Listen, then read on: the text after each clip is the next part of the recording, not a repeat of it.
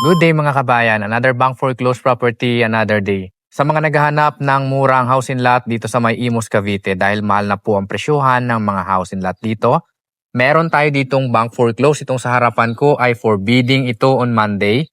Ito po ay single attached with a lot area of 83 square meter and the floor area of 40 square meter. 2 bedroom, 1 toilet and bath, and 1 car garage. Isa sa maganda dito, corner lot po yung property na to. Sa mga naghahanap ng murang house and lot, para sa mga starting, growing family, perfect sa inyo to. Ang starting bid price natin dito, 1.8 million pesos lang. Napakamura nito sa kanyang location dahil located ito sa Camellia, Lisandra, in Bukandala, Imus, Cavite. So ganito lang po ang community dito sa may Camellia, Lisandra, Bukandala. Corner lot yung property. Ang property line natin ay magsisimula po yan dito hanggang doon po sa may kanto. So meron lang nakatayong puno dito, pero kung sakaling mabili nyo yung property na to, pwede nyo naman siyang paputulan or pwede nyo puputulin yung puno. So ganito yung itsura niya. Disclaimer lang po, may mga ayusan kayo dito since bank foreclosed ito. Expect natin may mga renovation tayong gagawin. Malaki pa po yung excess lot. Ayan, kung makikita nyo po, pwede ka pang magpa-extend dito. Malaki pa po ito. So dito sa area na yan, hanggang dito pa po yung property line natin. Hanggang dito pa siya. Yan. So medyo may mga halaman lang. Pero pag naayusan ito, maganda po itong property na to. At saka itong likod ng bahay, yan kung makikita nyo po, pwede nyong ipa-extend ito. Pwede nyong ipa-extend yan kung may budget kayo. Or itong mismong bahay, pwede nyong ipa-extend hanggang dito. Dahil malaki pa po yung space ng lote.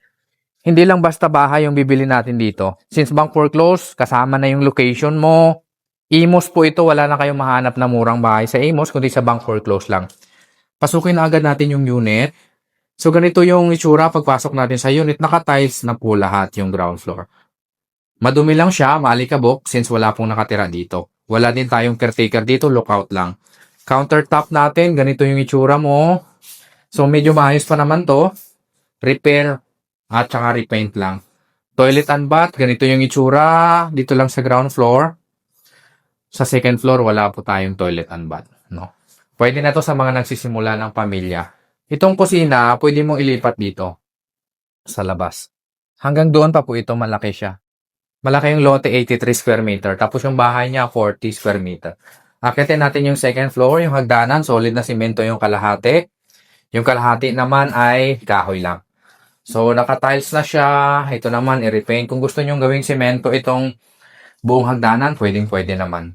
So, ito ipakita ko sa inyo. May mga i-repaint kayo dito. Kagaya nito, bakbak yung mga pintura. Yung ceiling natin, ayan, may repaint kayo dito. Pagdating natin sa second floor, yung tiles niya, vinyl lang siya. No? So, dalawa kwarto. Ito yung bedroom number 1. At ito naman yung bedroom number 2. Kung halimbawa, bago pa lang kayo sa family, may isa kayong anak, pwede nyo naman tanggalin itong partition kasi drywall lang siya para lumaki yung isang kwarto. Then, kung halimbawa may budget kayo, ipa-extend nyo na lang yung property papunta doon kasi malaki pa siya. Hanggang doon po, pwede nyo siyang extend. Kung gusto nyo mag-inquire sa property na to for bidding on Monday, ang starting bid price natin is 1.8 million pesos lang. Imus po ito. Maganda location ito. Kontakin nyo lang ako, nasa screen ko lang ang number.